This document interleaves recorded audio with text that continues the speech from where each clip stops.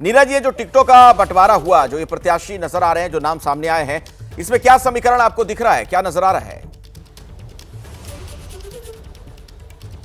देखिए, ये विनबिलिटी ही सबसे बड़ा समीकरण होता है अखिलेश। भारतीय जनता पार्टी भी इस बात को जानती है और भारतीय जनता पार्टी की कोशिश है कि जहां पर भी टिकट दिया जाए उसमें जीत इंश्योर की जाए, क्योंकि उपचुनाव सरकार का चुनाव माना जाता है। आप देखिए, करहल से उनके परिवार के ही किसी आदमी को टिकट दिया गया जो भारतीय जनता पार्टी में पिछले कुछ सालों से सक्रिय थे। तो भारतीय जनता पार्टी की प्लानिंग ये है कि ऑलरेडी हम वहाँ पे हार रहे हैं। पिछला चुनाव आप देखिए, एसपी सिंह बघेल लड़े थे, लेकिन चुनाव वो हार गए थे बहुत मशक्कत करने के बाद। तो अब भाजपा के सामने वहाँ भी कोई ऑप्शन नहीं, इसलिए परिवार के एक आदमी को दिया गया। फूलपुर से दीपक पटेल को इसलिए दिया गया कि दीपक पटेल पहले भी विधायक रहे हैं और दीपक पटेल लंबे समय से अपनी माँ यानी केसरी देवी पटेल जो सांसद थी फूलपुर की, उनका राजनीतिक जो ताना बाना है वो देख रहे थे। तो दीपक पटेल से बेहतर कैंडिडेट भारतीय जनता पार्टी के लिए वहाँ कोई हो नहीं सकता था, इसलिए भाजपा ने दिया।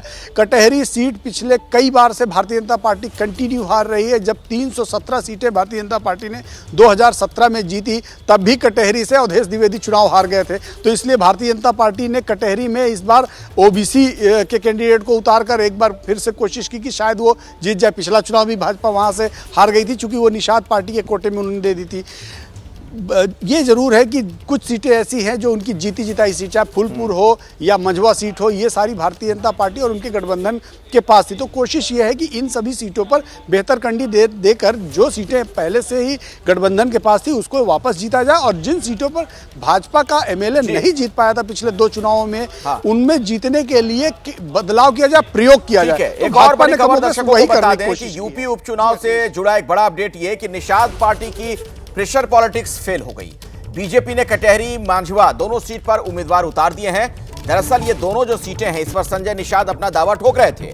4 दिनों तक दिल्ली में डटे थे संजय निषाद।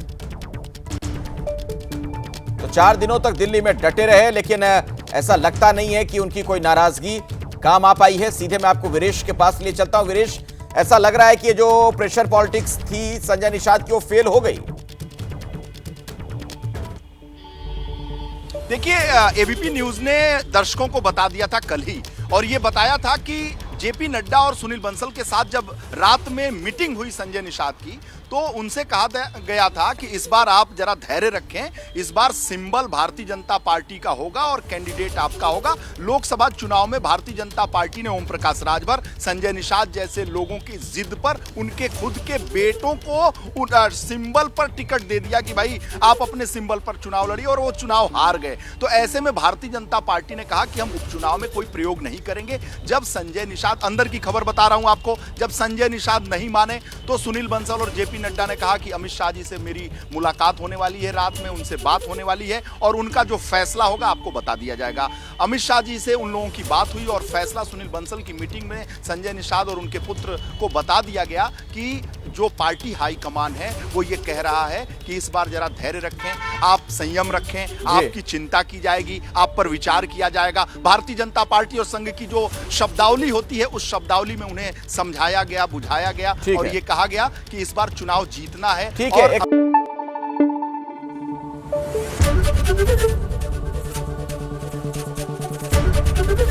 एबीपी न्यूज आपको रखे आगे।